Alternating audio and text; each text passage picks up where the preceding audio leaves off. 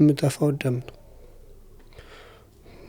ማስታጠቢያ ይሞላል ይደፋል፣ ማስታጠቢያ ይሞላል ይደፋል። ከዛ በቃ ሽባ አደረገኝ ሙሉ ለሙሉ ማለት ነው። አፌን አጣመሙ።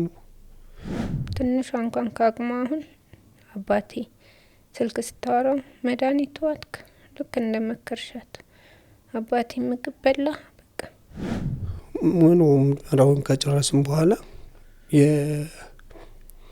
የኩላሊት ሳይዟ ትንሽ ነች አሉ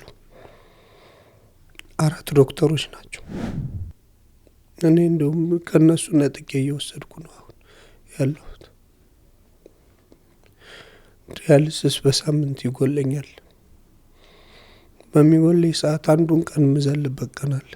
ኩላሊትን አንቺ ከዚህ ከጎንሽ አውጥቶ መስጠት እንዲቀላል ነገር አይደለም አይደለ? ባለቤትሽ ስለሆነ ነው። ምን ያህል ፍቅር ቢኖርብሽ ምን ሳሳስቦሽ? ያው ያ ሊሞት ያለን ሰው አድነሽ መልሶ ሊሞትብሽ ሲል ምን አይነት ስሜት ይሰማሻል? በቃ ማንም ሲደውል ማውራት አልችልም። በሰዓቱ ማልቀስ ነው በቃ ማንንም አላወራም። ስታናገረኝም ማልቀስ ነው።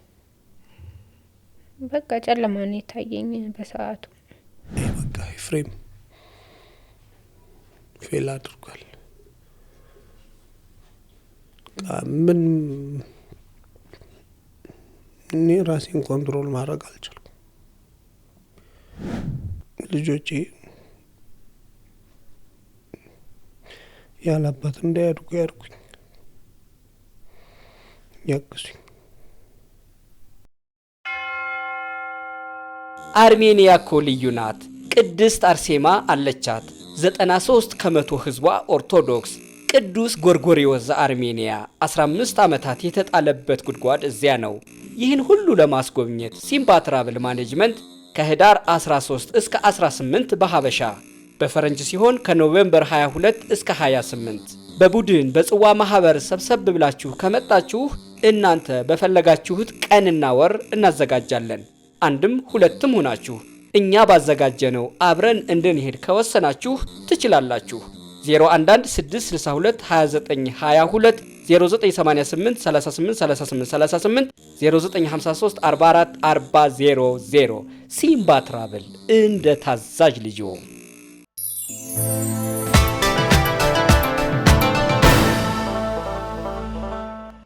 ሰላም የተወደዳችሁ ተመልካቾቻችን፣ እግረኛው ፖድካስት በያላችሁበት ወደ እናንተ መድረሱን ጀምሯል። ላይክ፣ ሼር እና ሰብስክራይብ ማድረግ እንዳትረሱ። ዛሬ 2 እንግዶችን ወደ እናንተ ይዘንላችሁ ቀርበናል። ኤፍሬም ወንድዬና ሂሩት ገብሩ ይባላሉ። ዛሬ እዚህ ስቱዲዮአችን ድረስ ያመጣቸው ደግሞ ፍቅርም ደግሞ አለፍ ሲል እርስ በርሳቸው አንዱ ለአንዱ የኖሩበት ቃላቸውን የተግባቡበትና መስዋዕት የሆኑበትን ጉዳይ ወደ እናንተ እናደርሳለን። እስከ መጨረሻው አብራችሁን ስሙ። ብዙ ነገር እንዳሰስበታለን ብለን ተስፋ እናደርጋለን። እንዴት ናችሁ? ሰላም ናችሁ? ተመልካቾቻችን እንደው ዝም ብዬ አላስተዋወቅኳችሁም። ኤፍሬም እዚህ ፊት ለፊታችሁ የምትመለከቱት እንግዳችን የኩላሊት ዲያሊሲስ እያደረገ ስላለ ነው እንደዚህ ድምጹን መቆራረጥም ያለበት የሚቆራረጠው። ስለዚህ እሱን ታግሰን ነው አብረን ቆይታ የምናደርገው። ሂሩት ደግሞ አይናፋር ናት አይደለ? አይናፋር ናት እንዴ ኤፍሬም? እንደዛ ነገር ነች። ዝም ነው የምትለው ብዙ ጊዜ ያው ካለችበትም ነገር ያው እንደዛ ስለሚል ነው እንጂ ያው ፍርሃቱም ስላለ ነው። ትውውቃችሁ እንዴት ነበር? ወደ ኋላ ለመለሳችሁ ስንት አመታችሁ ሆነ አብራችሁ ስትኖሩ? ትውውቃችን እንግዲህ እህቷ ቤት ትሰራ ነበረ። እንደዚህ እንደ ሆቴል ነገር ነበረባቸው። ካሼሪ ነበረች። የዛ ሰዓት እኔ ደግሞ የፈርኒቸር ባለሙያ ነኝ። ወንድሜ ቤት ነበር የምሰራው። ያው ምሽት ላይ ስለምሰራ ለሊት ያው ምግብ ምንም የምጠቀመው እነሱ ጋር ነበር። በዛ አጋጣሚ ነው የተያየነው። ከዛ በኋላ ያው 1-2 እያልን የተግባባን መጣን። ከተግባባንም በኋላ ያው ስልክ የተደዋወልን ስልክ መቀያየር ማለት ጀመር፣ መገናኘት ጀመር። ከዛ በኋላ 1-2 እያልን ያው ወደ ጓደኝነቱ ጀመር። ከዛ በኋላ ያው 1 አመት ከምናምን እንደቆየን ያው በስልክ ያወራን 1 አመት ከምናምን ነው የቆየነው። ብዙም አልቆየን፣ ወዲያው ተጋባን 2008 ላይ። 2008 ስንት አመት ሆነ ማለት ነው? 10 አመታችሁ በትዳር 10 አመታችሁ። ወልዳችኋል? አዎ። እሺ ስንት ልጆች ወለዳችሁ? 2 ልጆች። እንዴት ነበር አንቺስ? እሱ እንግዲህ ምግብ ሲያዝ ነው አንቺ ጋር የተዋወቀው። አንቺ እንዴት ነው የምታስታውሽው? ያው በሰዓቱ እየመጣ ይጠቀማል። ማታም በምሽት ስለምወጣ ያው ይሸኘኛል። እንደዛ እያል ታወቅን። ምን አይነት ባል ነው ኤፍሬም? ኤፍሬም ወንድምም ባልም አባቴም ነው፣ ሁሉ ነገሬ ነው።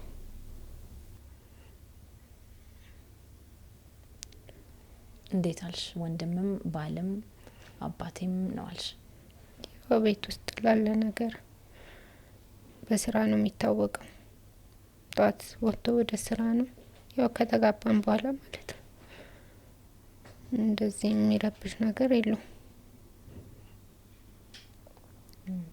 ለልጆቹስ ምን አይነት አባት ነው? ለልጆቹም ጎበዝ አባት ነው። ግን በአሁኑ ሰዓት ላይ ልጆቼ ደግሞ እኔን እያስጨነቁኝ ነው። አንዷ 3 አመት ከ5 ወሯ ነው። አንዱ 9 አመቱ ነው። ትልቁ ልጄ ተጎድቶብኛል። ትንሿ እንኳን ከአቅሟ አሁን አባቴ ስልክ ስታወራው መድኃኒት ዋጥክ ልክ እንደመከርሻት አባቴ ምግብ በላ በቃ ትልቁ በቃ ሁሉን ነገር እንትን ስላለው በቃ ጉዳት ላይ ነው ያለው። በአሁን ሰዓት መማር ራሱ እየቻለ አይደለም። ከባድ ነው። የልጆች ጥያቄ እሱ ነበር የሚያስተዳድራቸው፣ ሁሉን ነገር አድርጎላቸው።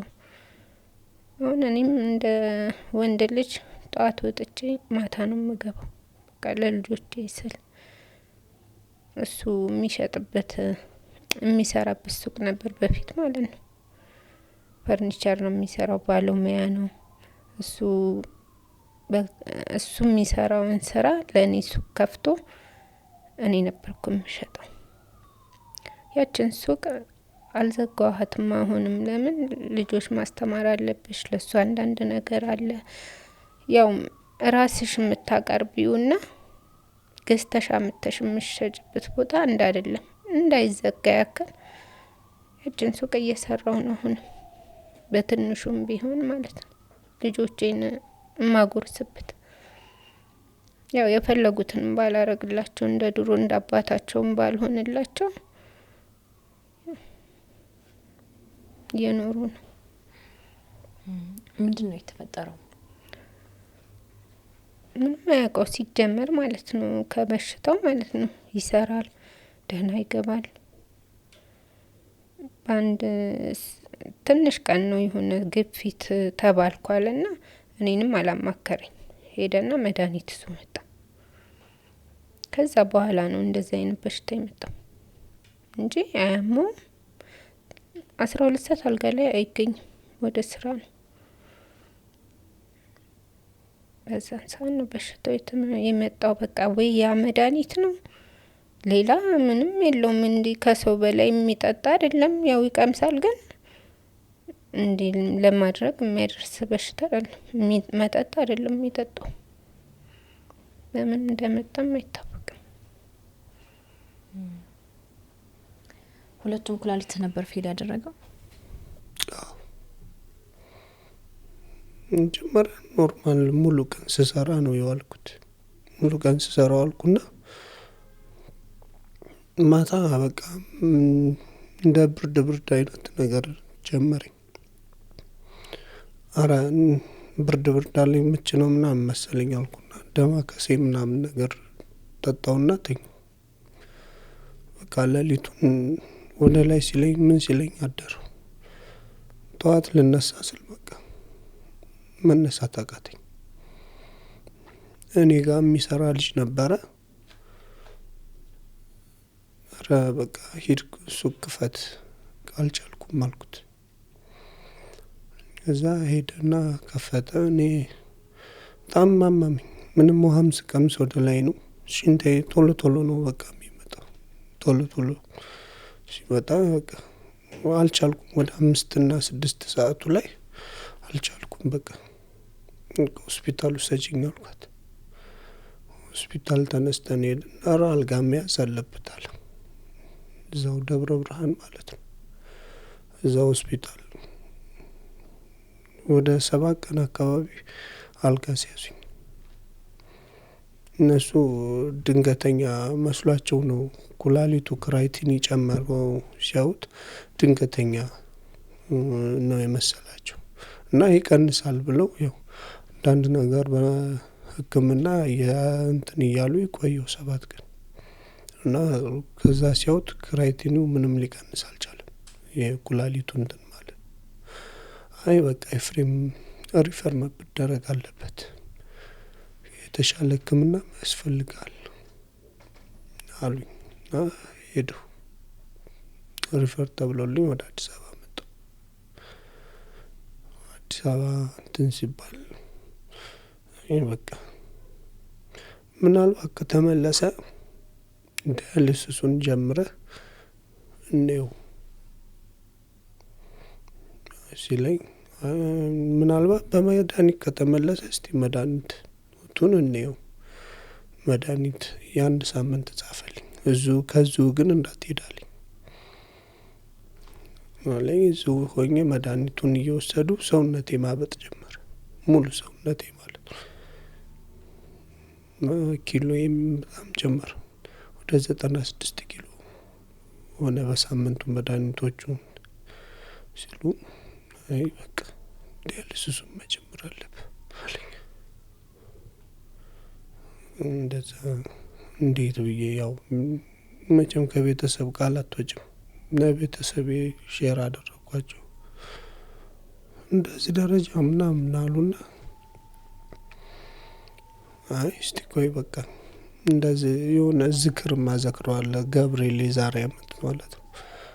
በቃ ደርሼ ልንጣና ከጀመርኩም እጀምራለሁ ብዬ ልክ እዛ ወደ ደብረ ብርሃን ተመልሼ ሲሄድ ቮሚት የምጠፋው ደም ነው። ማስታጠቢያ ይሞላል ይደፋል፣ ማስታጠቢያ ይሞላል ይደፋል። ከዛ በቃ ሽባ አደረገኝ ሙሉ ለሙሉ ማለት ነው። አፌን አጣመሙ፣ እጄ አይንቀሳቀስም፣ በቅፍ ነበር። ተሯሩጦ አመጡኝ እዚሁ። በቃ ራሴን መቆጣጠር አልችልም። ዳይፐር ነው የምጠቀመው። ሽንቴን መቆጣጠር አልችልም። ሰገራዬን መቆጣጠር አልችልም። ማንኛውንም ነገር ማለት ነው ጣለኝ። ራሴን ያወቅኩ ከ14 ቀን በኋላ ነው። አይሲ ውስጥ ሆኜ ከ14 ቀን በኋላ ራሴን አወቅኩ ማለት ወደ ራሴ የተወሰነ ነገር መመለስ ጀመረ። እዛ በቃ ዳያሊሲሱ ተጀመረ።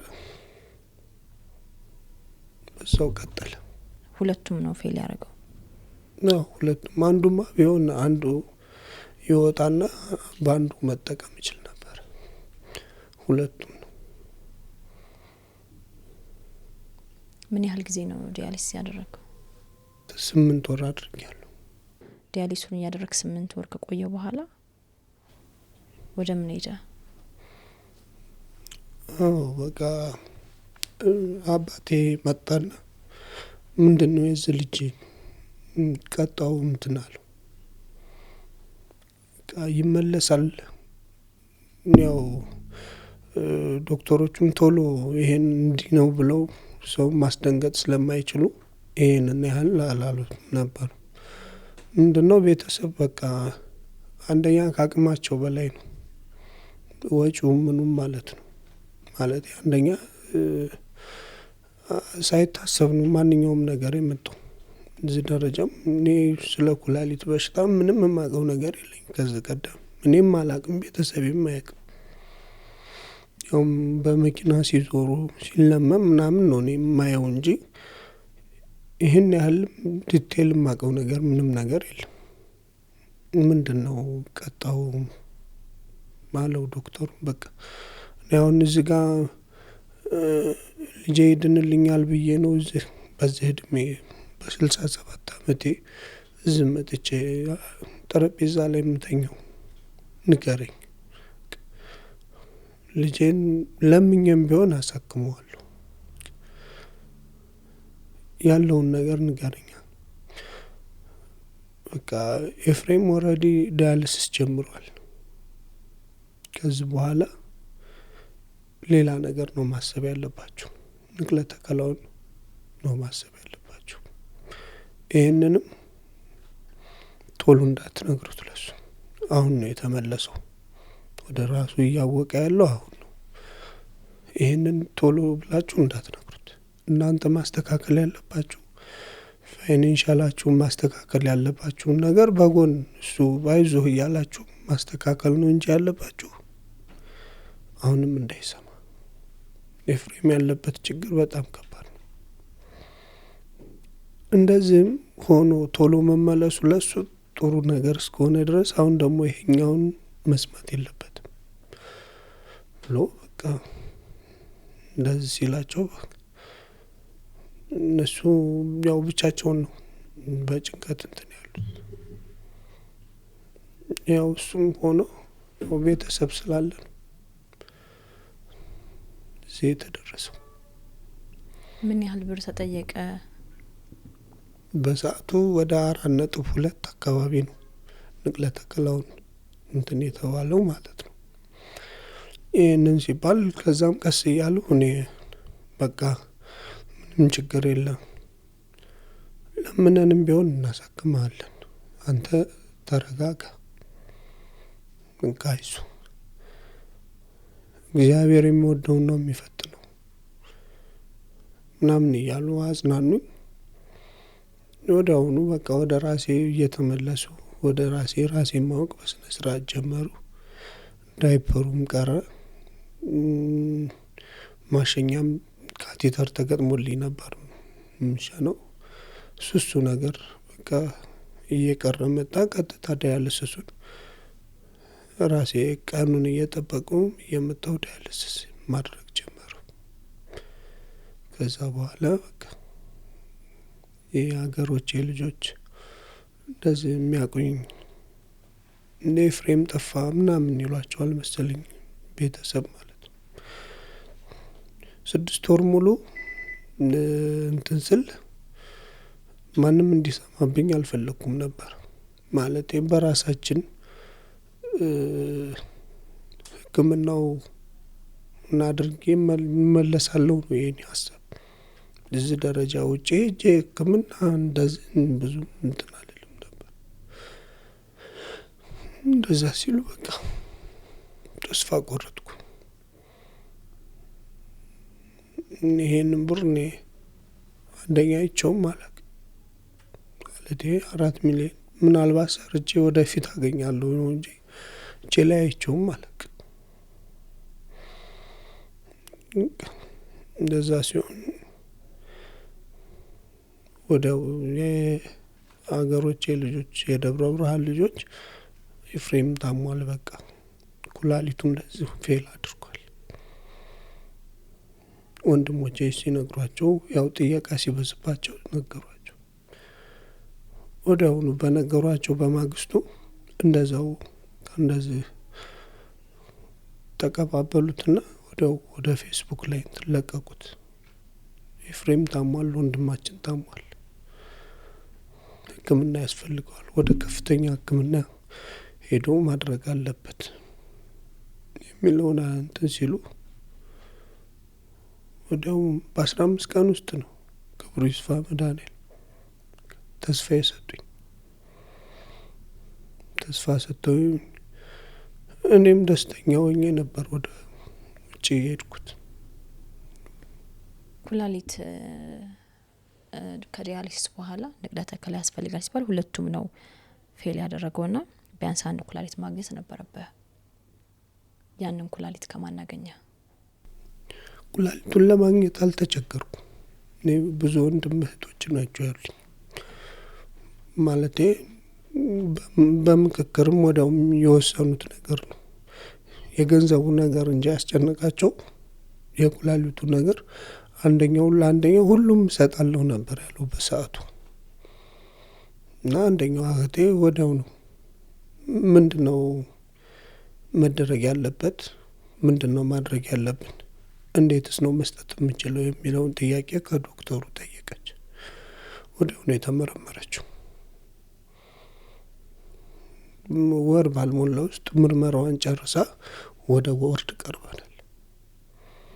ወደ 7ኛው ወር ላይ ፕሮሰሱን ጨርሰናል።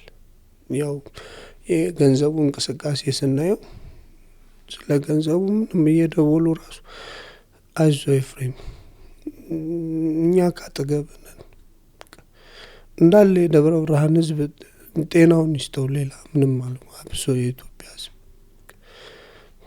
ማለት እኔ አንድ ተራ ሰው ነኝ። አንድ ተራ ሰው ደግሞ ይህን ያህል ሰው ሪስፔክት ሰጥቶት አይዞ ብሎ በ15 ቀን ውስጥ 4 ሚሊዮን ማለት ቀላል አይደለም። ማለት የሳንቲም አይደለም የተሰበሰበው ገንዘብ ነው። ስቲል ነው አሁንም በርታ ይዞ እግዚአብሔር ፈተና ስለምትችል ነው አንተ ይሄ ፈተና የተሰጠ አይዞ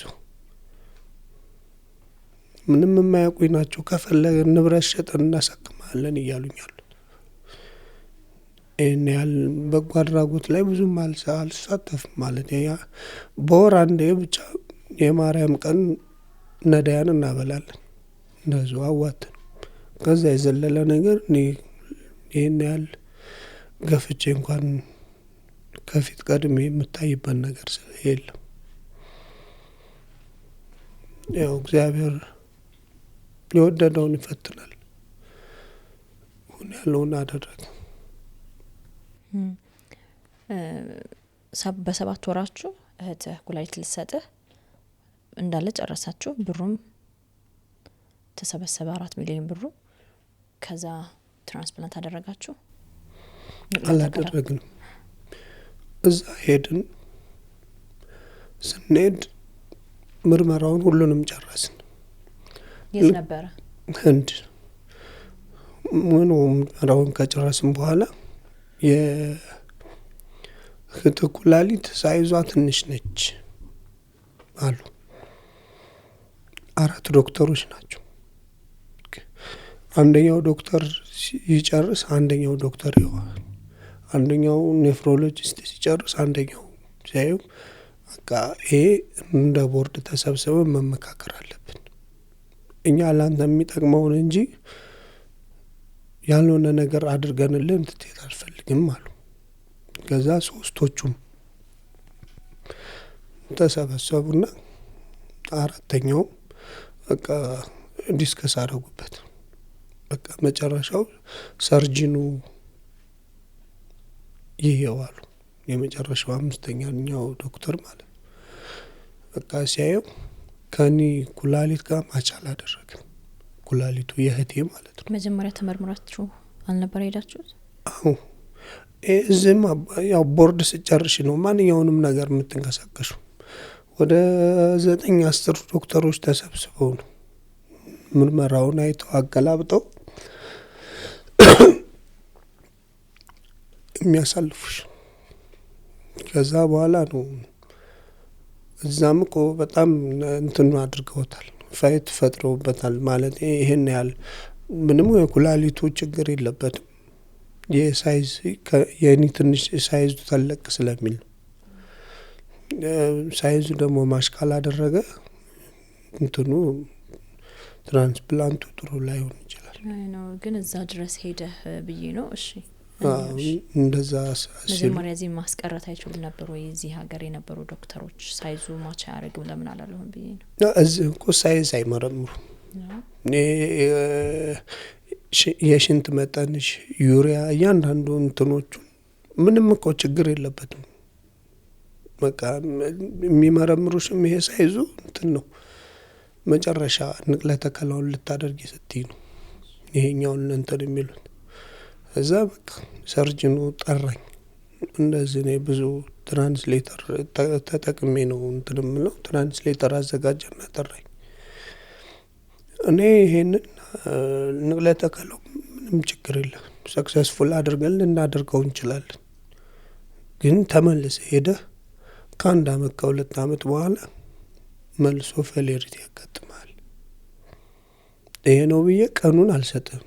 ግን ምናልባት 1 አመት 2 አመት ብትጠቀምበት ነው። ስለዚህ ቶሎ ብለህ ምናልባት ዶነር ሌላ ሰው ካለ የምትቀይረው ሰው ካለ ቢቀየር፣ ካልሆነ የምታወጣው ወጪ ኪሳራ ነው። ብዙ ነገር ከስረህ ነው የምትሄደው። ስለዚህ እንዴት ነው የሚሻል? ሌላ ሰው ካለህ እስቲ ሞክር መጀመሪያ። ቤተሰብም ጋር ደውለህ እንትን በል። ገዛ ለባለቤቴ ነው ቀጥታ የደወልኩት። አይ በቃ ኤፍሬም ለማንም እንዳትደውል፣ በብዙ ሀሳብ የተጨነቁት ይበቃል። እኔ ለማንም አይደወል፣ እኔ ያለሁ። ውክልና ደግሞ ሰጥቻት የመጣሁት እሷ ነበረች፣ ሙሉ ውክልና ማለት ነው። እኔ ሌላ እህት ወንድም ላድርግ ብል መጥቼ ነው የሚያልቀው ፕሮሰሱ ማለት ነው። እንዴት ይሻላል? እኛ ተለምኖልን ይሄ ነው። ተመለሱ ማለት ደግሞ ያው 600-700 ሺህ ብር ሌላ ወጪ ሊያስፈልግ ነው። እኛ ሞልቶልናል ብለን የምስጋና ፕሮግራም ተዘጋጅቶ ምን ብሎ በቃ ብሩ ሞልቷል እግዚአብሔር ይስጥልን ተባብለን ነው ትልቅ ፕሮግራም ተዘጋጅቶ እንትን የተባለው ማለት ነው። ከዛ በኋላ መቼም ድጋሚ መልሰሽ አለምኝም። በቃ እንደዛ ሲባል በቃ ለማንም እንትን እንዳትል እኔ ያለሁ። ስደውላት እንደዛ ነው ያለችኝ። መጀመሪያ የሚያስቀሯት ልጆቹ ብቻቸውን ናቸው። አባት የለም፣ እናትም ሳይኖር አይሆንም። ለልጆቹ አንቺ መኖር አለብሽ ብለው ነው እሷን ያስቀሯት። ላስታማሚ እንኳን እሷን ለመጠቀም ፈልጌ ነበር። እንደዛ ብለው ቤተሰብ አስቀሯት። እንደዛ ሲሆን በቃ በሷ ወረቀቱን ላኩላትና የሚመለሱ ልጆች ነበሩ ትራንስፕላንት አድርገው ለእነሱ ላኩላትና ሌላውን ወረቀት ራሷ ጨረሰች እና መጣች። እሷ ስትመጣ የሷስ ኩላሊት ፊት ማረጉ ተመርምራ ነው ሄደችው። ሁሉም እዛም ወደ 80 ምናምን ምርመራ እኮ ነው የሚደረገው። ከጥርስ ጀምሮ ከአይን ጀምሮ እያንዳንዱ ምርመራ ይደረጋል። ምንም የሚቀረው የለም። ያንን ስታልፊ ነው እንትን እያንዳንዱ ዶክተሩ ካለፍሽ ነው እንትን መጀመሪያ እንትን ይጽፉልሻል፣ ክሪላንስ ይጽፉልሻል። ክሪላንሱ ካልተጻፈ ሰርጅኑ ጋር መድረስ አትችይም። ይሄ ሆኖ ነው። እሺ ሲነግርሽ ኩላሊቷ እህት ማን ነበር ስሙ? አስቴር። የአስቴር ኩላሊት ከኔ ኩላሊት ጋር ሳይዙ አይመጣጠንም ሲልሽ አንቺ ምን አይነት ስሜት ውስጥ ነበርሽ? አርሜኒያ እኮ ልዩ ናት። ቅድስት አርሴማ አለቻት። 93 ከመቶ ህዝቧ ኦርቶዶክስ። ቅዱስ ጎርጎሪዎስ ዘአርሜኒያ 15 ዓመታት የተጣለበት ጉድጓድ እዚያ ነው። ይህን ሁሉ ለማስጎብኘት ሲምባ ትራቭል ማኔጅመንት ከህዳር 13 እስከ 18 በሀበሻ በፈረንጅ ሲሆን ከኖቬምበር 22 እስከ 28 በቡድን በጽዋ ማህበር ሰብሰብ ብላችሁ ከመጣችሁ እናንተ በፈለጋችሁት ቀንና ወር እናዘጋጃለን። አንድም ሁለትም ሆናችሁ እኛ ባዘጋጀነው አብረን እንድንሄድ ከወሰናችሁ ትችላላችሁ። 011-662-2922 0988-383838 0953-44-40 ሲምባ ትራቭል እንደ ታዛዥ ልጅዎ።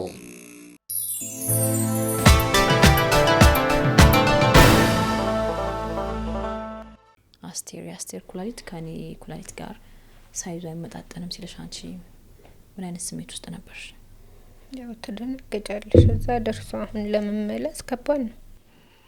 በሰዓቱ በቃ እንደዛ ሲለኝ ያው ማነው ተተካ ያለው እኔ ነኝ። በቃ እኔ እመጣለሁ ምንም እንዳትጨናነቅ ነው ያልኩት። እዛ ደርሶ መመለስ ማለት ከባድ ነው። በቃ ችግር የለውም ያልኩት እኔ ነኝ። ከዛ ያው ወረቀቶቹን ላከልኝ። እያንዳንዱን ተመረመርኩ፣ ሁሉን ነገር ማለት ነው። አለቀ። በስንት ቀን ቶሎ ነው ያለቀው። በቃ እዛም እንትን ስላላቸው ከዚህም ከዶክተሩ ጋር ስለሚያወራ በቃ አስቸኳይ ነው የጨረሱት። ሄድኩኝ እዛም ድጋሚ እዚህ የተመረመርኩት ድጋሚ ተመረመርኩ። ሁሉን ነገር ያው መስጠት ትችያለሽ አሉ። ሳይዝሽም እኩል ሆነ ከሱ ጋር? ሁለት እናትና አባት በአንዳንድ ኩላሊት አይደለም? ለልጆቻችሁ በዛ ወቅት ሀሳባችሁ ምን ነበር? ያው ኩላሊትን አንቺ ከዚህ ከጎንሽ አውጥቶ መስጠት እንዲቀላል ነገር አይደለም አይደለ? ባለቤትሽ ስለሆነ ነው። ምን ያህል ፍቅር ቢኖርብሽ፣ ምን አሳስቦሽ፣ አንተ ደግሞ ባለቤትህ ይሄንን ስታደርግልህ ነገ ልጆቼስ የሚለው ነገር ይሄንን በጣም ማወቅ ፈልጌ ነው እኔ። አዎ እኔ ደግሞ ለልጆቼ ያለው እሱ ስለሆነ እሱ ማዳን አለብኝ።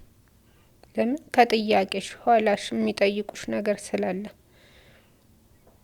ለልጆቼም ለራሴም ብዬ ነው ያደረኩት። አብዛኛው ለልጆቼ ቢያንስ ምንም ባይሰራላቸው እነዚህ ልጅ አባት አለኝ አባዬ እያሉ እንዲኖሩ ነው የምፈልገው። ያንን ብዬ ነው። አንተስ? እኔ መኖር ትልቅ ነገር እኮ ነው ማለት ልጅ ያላባት በጣም ከባድ ነው። አንድ ሰው ለሁለት ሆነሽ ኃላፊነት በአሁኑ ሰዓት የማትችይውን ሁለት ሆነሽ እንኳን የማትችይውን አንድ ሆኖ ኃላፊነት ከባድ። እኔ አሁንም ምንም እያረኩላቸው አይደለም። እኔ እንደውም ከነሱ ነጥቄ እየወሰድኩ ነው አሁን ያለሁት። ዲያሊሲስ በሳምንት ይጎለኛል። በሚጎለኝ ሰዓት አንዱን ቀን ምዘልበት ቀን አለ። እኔ ማለት ነው ችግር ነው። ምንም ጎሎባቸው አያውቅም ነበር። ጠዋት ተነስቼ ስራ ማለት 6-7 ሰራተኛ ነበረኝ። ከነሱ ተርፎ ነው ቤተሰብ ማስተዳድረው አይደል። አሁን እንኳን 6 ሰራተኛ ልጆች ማስተዳደር ሳትች ትልቅ እንትን ነው። ባለቤቴም ነው እግዚአብሔር ጤናዋን ይስጣት። ከዚህም በኋላ ለልጆቿ ሲል ጤነኛ አድርጎኝ አቁሞ ባሳየኝ እኔ እንደ ሰው ምንም አልስራ ቆሜ ስራ ቦታ ማየት ነው የምፈልገው በአሁኑ ሰዓት።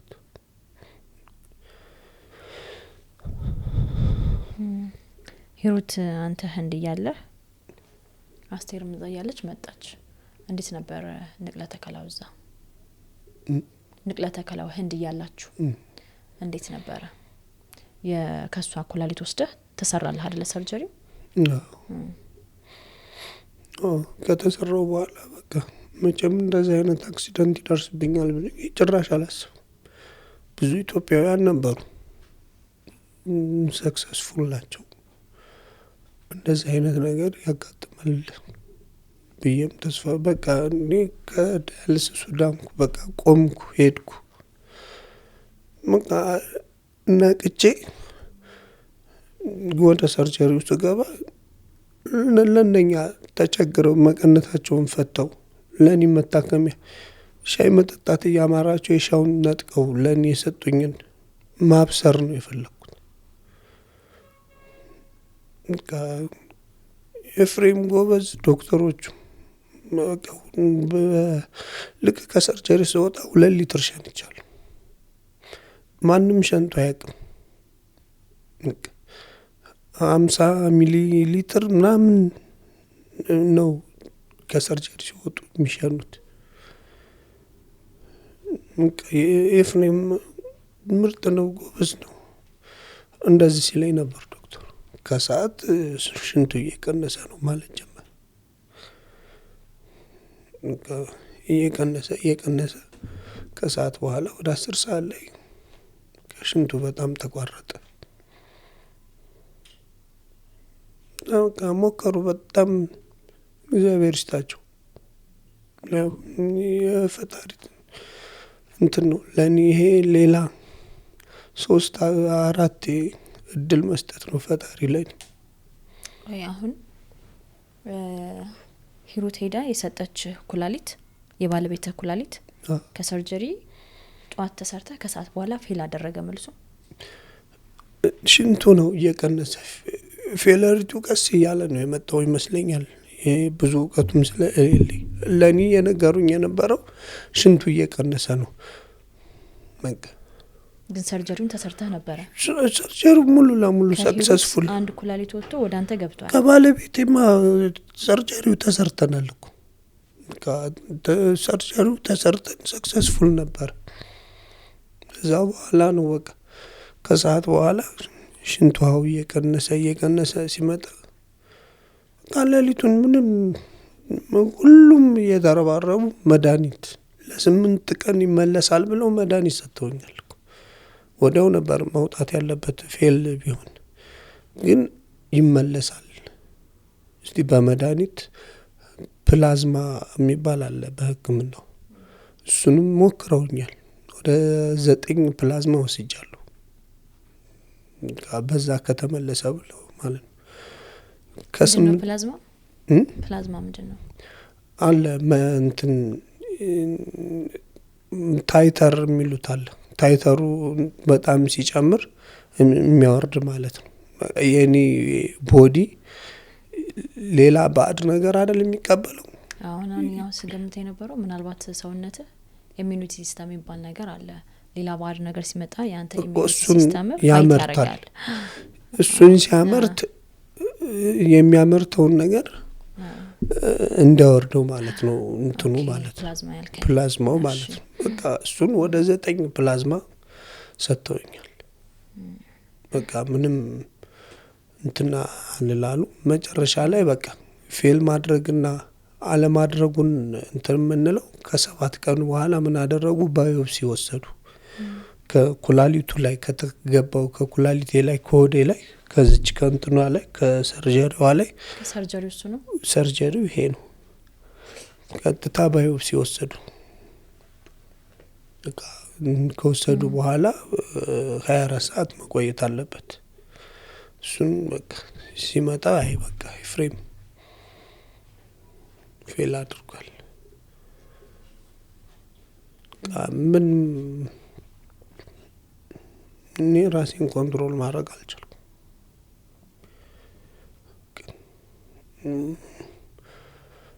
እዚጋ ይሄ ካቴተር የተኮሉልኛል። ይሄን መንቀል ነበር በቃ የተሰኘው። እሱ ካቴተር ነው። ይሄ አሁን ዳያሊሲስ ማድረግበት። ኦኬ። በዚህ ነው ካቴተር ማድረገው። በሳምንት ምን ያህል ጊዜ ነው ዳያሊሲስ የምታደርገው? አሁን ዶክተሮቹ 3 ያድርግ ነው ያሉኝ። ወረቀቱም ላይ ሪስክ ብለው ጽፈውታል አለ። እሺ አሁን ሁለቴ ነው ያደረኩ ያለው። አሁን ሂሩት መታ ላንተ የቀኝ ኩላሊትሽ ነው? የቀኝ ነው የግራ? የቀኝ ነው አይደል? ግራ ነው። የሷ የግራ ላንተ ለቀኝ ነው የግራ? ለኔ ቀኝ ነው። እንደዛ ነው የሚተክሉት። ኦኬ። ማች የሚያደርገው እንደዛ ነው መሰለኝ። እንደዚህ የሆነች ቅርጽ አላት አይደለ? እንደዚህ ስታዞሪው እንደዚህ ነው። ወደዚህ የቀኙ ወደዛ ሲሆን እንደዛ መሰለኝ። ኦኬ። እሺ ይሄ ፌል ሲያደርግ እንግዲህ 4 ሚሊዮን ብር ተሰብስቦለ አይደለ? ለልጆቼ ቆሜ እኖራለሁ ብለህ ሄደ የባለቤትህን አንድ ኩላሊት ወስደ ነው የተሰራው። ይሄ ነገር ደግሞ ፌል አደረገ። በምን ያህል ጊዜ ውስጥ ወደ ኢትዮጵያ ተመለስክ? ምንስ ነበር ቀጣይ እቅድ የነበረው? በቃ እኔ ከዛ በኋላ አይሲ ውስጥ 15 ቀን ከርሜያለሁ።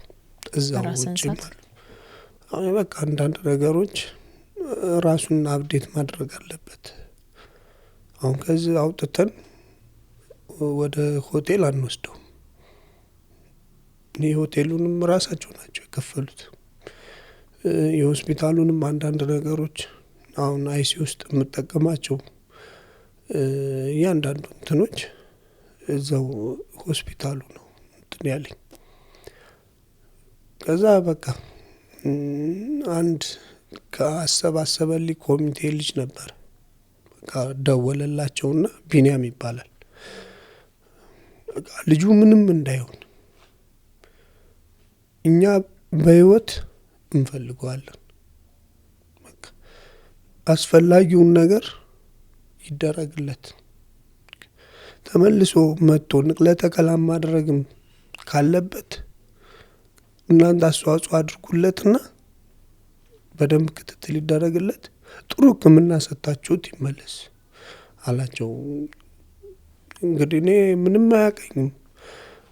ኖርማሊ ስሰራ ስንትንቀሳቀሽ እንደ ኖርማል ሰው አብረሽ እንኳን ቡና ጠጥቼ አላውቅም ከዚህ ልጅ ጋር። እንግዲህ በቃ የደወለ ኤፍሬም አይዞህ፣ ስለ ገንዘብ አንተ ነጋዴ ነህ አይደል? ስትነግድ ሁል ቀን አትርፈህ ታውቃለህ አለኝ። በቃ ስለዚህ ይከሰራል አይደል? ገንዘብ ነው የከሰርከው። ሚስትህንስ አታሃት ቢሆን አንተስ ጠፍተህስ ቢሆን ልጆችን ታያቸዋለህ? እንደዚህ ነው ደውሎ ያለኝ። ስለ ገንዘቡ ምንም ችግር የለም። የደብረ ብርሃን ህዝብ እንኳን አንተን ህዝብ ማሳከም ይችላል። በቃ ስለምንም ነገር እኔ ከቤተሰቦቼ ጋር አውርቼ ጨርሻለሁ። ስለ ኩላሊቱ ልክ ስትመጣ እህትህ አብራ ሄዳ ትመረመራላችሁ፣ ምንም ችግር የለም። ስለ ገንዘቡ እኛ እናስብበታለን። እንደዚህ ነው ያለ። ተስፋ ይሰማሻል። ትላንት ምንም ተስፋ የሌለኝን ነው በ15 ቀን ውስጥ ተስፋ የሰጡኝ። እሺ እያሉ በቃ እሷ ደግሞ ሆት ሆነች። በቃ በጣም ተበሳጨች። ማልቀስ ነው በቃ። ኤፍሬም መመለስ ከቻሉ እንደምንም ብለው ይመልሱልኝ፣ በቃ ያስተካክሉት እስቲ ይመለሳል ብለውኛል ብያት ነው። ኩላሊቱ ማለት ሊሰራ ሊጀምር ይችላል ብያት ማለት ነው። በቃ እንደ የሚችሉትን ሁሉ ያደርጉ እያለች በቃ ማልቀስ ነው። ማንም ሲደውልም ማልቀስ ነው። ከስልክ መናገር እንኳን አትችልም። ሰጠሽኛል አይደል አልኳት።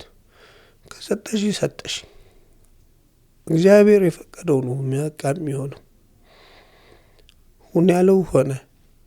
ለተንግዲህ ወዳለ የልጆቻችን እኔ እንኳን ባልኖር አንቺ ታስፈልጊያቸዋለሽ፣ ሁለታችንም እንደዚህ ሆነን ምን ልኮኝ ነው ምናምን ብዬ ተቆጣኋት። ያው ማለት ያለብኝን ነገር አልኳት እና ልጁም ቢኒያም ምልሽ እንዲደውልላት አደረገው እና አወራት። በቃ አይዞሽ፣ አንቺ ነሽ እንጂ ልጁን ማበረታታት ያለብሽ። አንቺ የቻልሽውን አድርገሻል እኮ፣ ከዚህ በላይ ምንም ልታረጊ አትችይም። የሌላውን ነገር እኛ እናስብበታለን። እንደዛ ሲለኝ በቃ ማለት ሊሄ ደግሞ ሌላ እድል ነው። ከዛ ከሆስፒታሎቹም ጋር ኮሚኒኬት አደረገ ልጁ። ከዛ በቃ እኛ ሲመጣም የቻልነውን ነገር ከ4 እስከ 5 እንደው ኮሚቴው በጣም አውርተን ከሆስፒታሉ ኮሚቴ ጋር ከቻልን እስከ $6,000 ልንቀንስለት እንችላለን። ለመቀነስ ነው እንጂ ዋጋው ከዛ በላይ ነው ሕክምናው። ተመልሼ ስሄድ እኮ ነው ይሄን ተመልሰ ስትሄድ ይሄንን እንዲቀንሱ $5,000 ሊቀንሱ ከ4 እስከ 5 ከ5 እስከ 6 ኮሚቴ ላይ ቁጭ ብለን ከቦርዱ ከሆስፒታሉ ቦርድ ኮሚቴ ጋር እናወራበታለን። ይሄን ገዛ እናደርግለታለን። ሁለተኛ ሲመጣም እኔ ስሄድ አሁን የህቴም ዶክሜንት ሲመለስ ባለቤቴ ስትመጣ ወደ 3 ወር አካባቢ ገና ሳልሰራ ቆይቻለሁ። እዛ 4 ወር ቆይቼ ነው የመጣሁት። ከተሰራው በኋላ 1 ወር ምናምን ቆይቼ 4 ወር ቆይቼ ነው። ይሄንን ነገር እናስቀራለን። በጣም ፈጥኖ እንዲሰራለት ቢበዛ 20 ቀን ቢቆይ ነው ሰርጀሪው ለመግባት። ይሄንን ነገር እናደርግለታለን። እናንተ አረጋጉ ብለው ከልጆቹ ጋር ተነጋገሩ። ያን ስትሰሚ ደግሞ ጎረቤትሽ ምንም የማያውቅሽ ይሄን ላንች አስቦ ይሄን እንትን ሲልሽ አንቺም መቼም ሰው ነሽ ታስቢያለሽ። ያንን ነገር እንትን ስል ነው በቃ ወደ ራሴም ወደ መረጋጋት የመጣሁት። እኔ ችግር በደንብ አድርጌ የማውቀው ስለሆነ ያ ነው።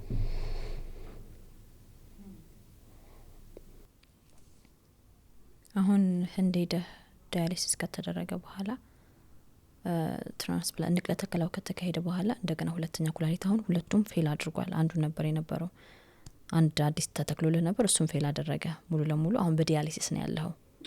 በሳምንት 3 ጊዜ ዲያሊሲስ ታደርጋለህ? አርግ ያሉኝ 3 ጊዜ አንተ አሁን አቅም የለኝም። ሁለት ጊዜ እያደረኩ ለአንድ ጊዜ 5800 አካባቢ ነው። ስለዚህ በሳምንት 15000 ብር ያስፈልጋል ማለት ነው ለዲያሊሲስ ብቻ። ለዲያሊሲስ ብቻ አሁን ከመወስዳቸው መድኃኒት ምናምን ውጪ አሁን ኒፖቲን አንድ ኒፖቲን አሁን በግድ 3 ኒፖቲን በሳምንቱ ሰር ነው የተባልኩት ደም ማነስ ስላለብኝ። አሁን አንድ ነው እየወሰድኩ ያለሁት። እሱስ ዋጋው ውድ ስለሆነ ነው። 300 ብር አንዷ። ሂሩት አንቺ እንዴት ነሽ? አንቺስ ንቅለ ተከላ ሲካሄድ እንግዲህ ኩላሊትሽን ነው የሰጠሽው አይደለ? አንቺ ላይ ምን አይነት ለውጥ ነበረ? እኔ ላይ ምንም አይነት ለውጥ የለውም። ያው በሰዓቱ ትንሽ ህመም ነበረው እንጂ አሁን ምንም ያስቸግረኝ ነገር የለም። ደህና ነኝ። አንቺ አኗኗርሽ፣ አመጋገብሽ ተስተካክለሽ ነው ወይስ እንደ ድሮሽ ነው የምትኖሪው? አሁን ምንም ለውጥ ስለሌለኝ ያው እንደ ድሮ የምመገበው የተከለከልኩትም የለም። ያው እንትን ከባድ ነገር እንዳታረጊ ብሎኛል። እሱን አላነሳም። ያው እንደዚህ የመጠጥ ምናምን ነገር ያው አልጠጣም። ሌላ ኖርማል ነገር ነው የምበላው። ማንኛውንም ነገር የተከለከልኩት የለም። ይህ ሁሉ ነገር ሲሆን ተስፋሽ በመጨረሻ በቃ ባለቤቴ ለልጆቼ ሊመለስ ነው ብለሽ ህንድ ሀገር ሄደሽ ንቅለ ተከላውን ካደረጋችሁ በኋላ ስትመለሽ እንደገና ተስፋ አስጨልሞ ነው የመጣሽው አይደለም? ያንን ወቅት አስታውሽኝ። በቃ በሰዓቱ እኔም እሱም አንድ ላይ አልነበርም። የተኛኑ ለየብቻ ነው። ደውሎ ነው የነገረኝ። አልተሳካም ነው ያለኝ። ወይ በመድኃኒት በምናምን ሊስተካከል ይችላል፣ ግን አልተሳካም። አሁን በቃ እንደዛ ሲለኝ በቃ ያው ያ ሊሞት ያለን ሰው አድነሽ መልሶ ሊሞትብሽ ሲል ምን አይነት ስሜት ይሰማሻል? በቃ ማንም ሲደውል ማውራት አልችልም። በሰዓቱ ማልቀስ ነው በቃ። ማንንም አላወራም። ስታናገረኝም ማልቀስ ነው በቃ። ጨለማ ነው የታየኝ በሰዓቱ። ከዛ እሱ በቃ የሱ እንትን ማለት ሳይሆን ያሳሰበው በቃ እኔን ለማጽናናት ነው በቃ። ውስጡ በቃ አይዞሽ በቃ እግዚአብሔር ያለው ነው የሚሆነው፣ ካላለ ምንም ማድረግ አንችልም፣ ነገም ተስፋ ነው፣ ነገም ቀን ይኖረናል ነው ያለኝ። ለእኔ እንጂ የተጨነቀው እዛ ጋር ፌስ ስላረገብን ለእሱ አላሰበም በሰዓቱ። በቃ ካልተሳካ ምንም ማለት አይደለም። እኔን ነው በቃ እኔ ከሱ የበለጠ በቃ እንጃ በጣም በጣም ነበር የተሰማኝ በሰዓቱ። በቃ ማልቀስ ነው። ልክ ስልኬ ሲጠራ ማውራት ሳይሆን በቃ እምባዬ ነው የሚቀድመው ነበር። በቃ ተመለሳችሁ ወደ ኢትዮጵያ መጣችሁ? ኢትዮጵያ ከመጣችሁ በኋላስ? ኢትዮጵያም ከመጣን በኋላ በቃ እሱም ወደ ዳያሊሲሱ ገባ። እዛው ነው ያስጀመሩት ዳያሊሲስ ራሱ። እዚህ መጥቶ ሳይሆን እዛው ነው ጀመረ።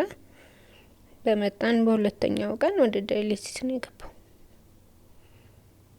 ምን ታረጋለሽ? ያው በሰዓቱ በቃ እዛም ገንዘብ ጨርሶ መጥቷል። በቤተሰብ ድጋፍ ከእንደገና ቤተሰብ እና ያው የሀገራችን ሕዝብ የኢትዮጵያ ሕዝብ አግዞታል። ቢሳካ ምን ያክል ደስታ ነበረ። እዚህ የሚያደረሱት እነሱ ናቸው። ያው እግዚአብሔር የተመሰገነ ይሁን ሳንጎል ተመልሰናል ለልጆቻችን።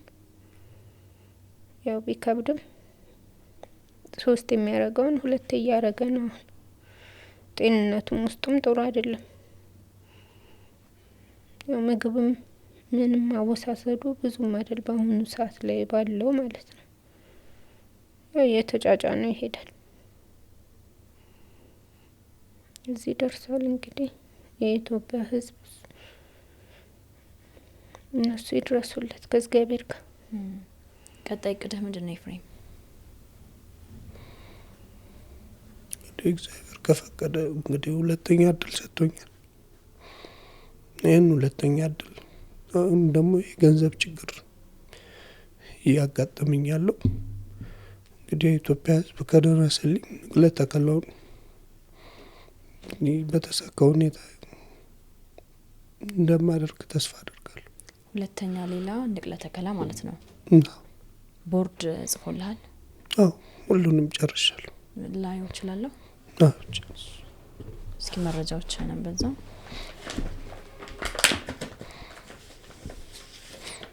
ከዛ ይዛፉት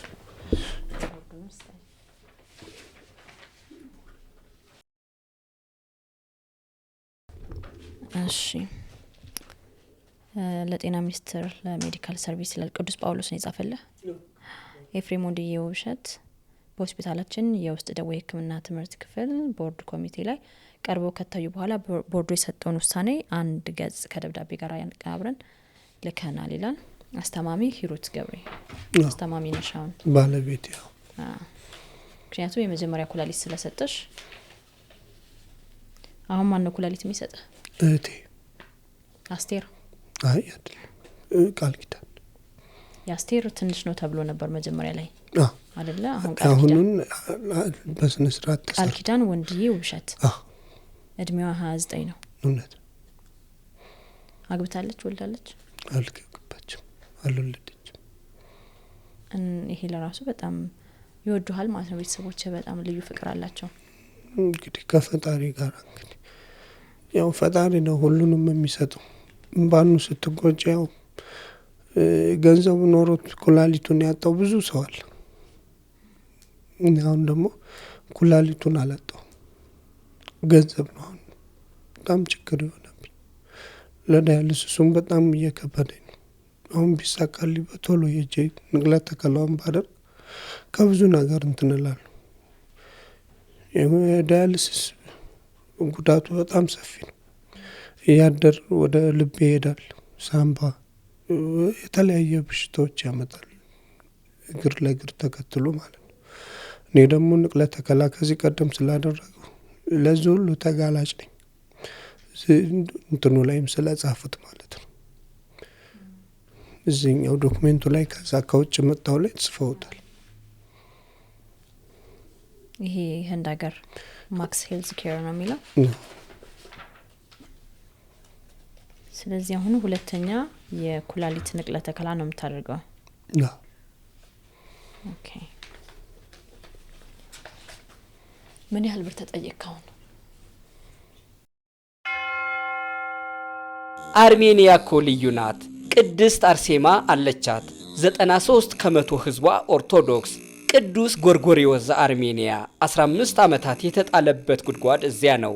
ይህን ሁሉ ለማስጎብኘት ሲምባ ትራቭል ማኔጅመንት ከህዳር 13 እስከ 18 በሀበሻ በፈረንጅ ሲሆን ከኖቬምበር 22 እስከ 28 በቡድን በጽዋ ማህበር ሰብሰብ ብላችሁ ከመጣችሁ እናንተ በፈለጋችሁት ቀንና ወር እናዘጋጃለን። አንድም ሁለትም ሆናችሁ እኛ ባዘጋጀነው አብረን እንድንሄድ ከወሰናችሁ ትችላላችሁ። 011 662 2922 0988 38 38 38 0953 44 40 ሲምባ ትራቭል እንደ ታዛዥ ልጆ።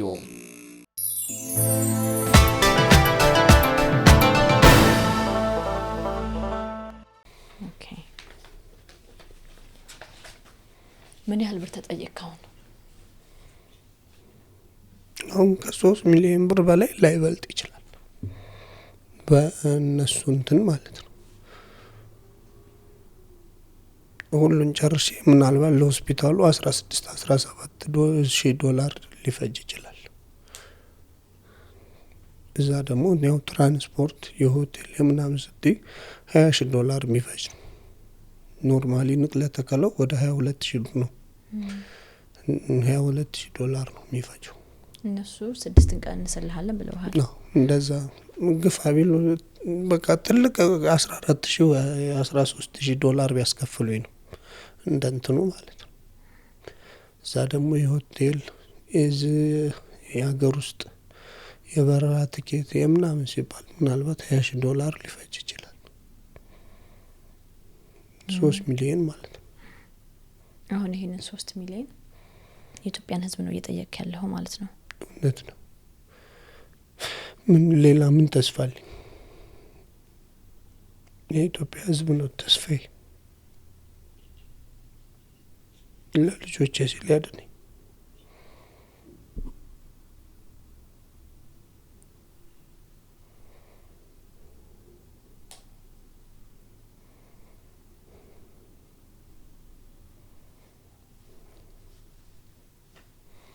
በጣም አሳዛኝ ነው።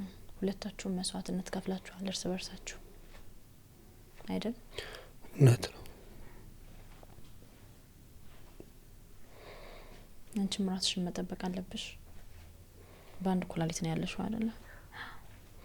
አንተም ደግሞ የኢትዮጵያን ሕዝብ እየጠየቅክ ነው ያለው። አሁን በሳምንት 3 ጊዜ ዲያሊሲስ ማድረግ አለብህ፣ መድኃኒቶች መውሰድ አለብህ። የመጀመሪያው ንቅለ ተከላ ከባለቤትህ የወሰድከው ኩላሊት አልተሳካም። አሁን ደግሞ እህትህ ልትሰጥህ ነው። ይሄ ደግሞ የሚሆነው ያው ገንዘቡን ካገኘው ነው። ትክክል። እንግዲህ እግዚአብሔር ብሎ እኔም ቆሜ የኢትዮጵያን ሕዝብ ውለታ መላሽ ሊያደርገኝ ይችላል። አቅም ያለው በገንዘቡ፣ አቅም የሌለው በጸሎት ያግዘኝ። የኢትዮጵያ ንግድ ባንክ አለ አለኝ። እሱም በቃልህ የምታውቀው ከሆነ ንገረንና እስከነ ስልክ ቁጥርህ እናስቀምጥልህኛ።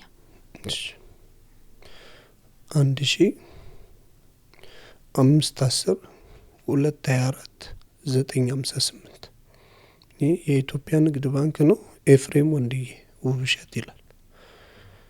አቢሲኒያም አለኝ 12-67-78-635 ይህም ኤፍሬም ወንድዬ ነው የሚለው። ስልክ ቁጥሬና ቴሌ ብሩ አንድ ነው። 0911-27-28-00 ኤፍሬም ወንድዬ። የምታስተላልፉት መልእክት ካለ የመጨረሻ ላድርገው የቀረመ የምትሉት ነገር ካለ? እንግዲህ የኢትዮጵያ ሕዝብ ይድረስልኝ ነው የምለው። በውጭም በሀገር ውስጥም ያለ እንግዲህ ያግዙኝ። እኔ ውለታ ባልከፍል ከፈጣሪ ያገኙታል። ልጆቼ ያላባት እንዳያድጉ ያድርጉኝ፣ ያግዙኝ።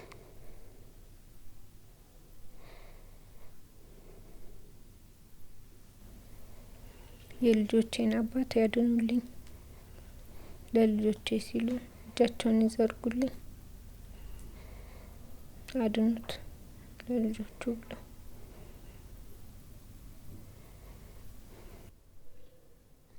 እሺ እንግዲህ እግዚአብሔር ይርዳችሁ። እናንተንም ለልጆቻችሁም ለቤተሰቦቻችሁም ሲልም የኢትዮጵያን ሕዝብ እናንተ መልእክታችሁን አስተላልፋችኋል። እንግዲህ ኤፍሬም ወንድዬ ተመልካቾቻችን ከባለቤቱ ሂሩት የመጀመሪያ ንቅለ ተከላ ላይ ኩላሊት ተለግሶለት ነበረ። ነገር ግን ኩላሊቱ መልሶ ፌል አድርጓል። አሁን ሁለቱም ኩላሊቱ አይሰራም። በድጋሚ ሌላ ኩላሊት የምትሰጠው የ29 ዓመት ታናሽ እህቱ ቃል ኪዳን ናት። ቃል ኪዳን ኩላሊቷን ለመስጠት በሙሉ ዝግጅት ላይ ናት። ነገር ግን ኩላሊት ንቅለ ተከላውን ለማድረግ ገንዘብ ያስፈልጋቸዋል። ይህንን ገንዘብ ነው ከእናንተ እየጠየቁ ያሉት። የምትችሉት ብታግዟቸው እኛም መልእክታችንን እናስተላልፋለን። እናንተም እግዚአብሔር ይርዳችሁ። እዚህ ድረስ መጣችሁ ታሪካችሁን ስላጋራችሁ እናመሰግናችኋለን።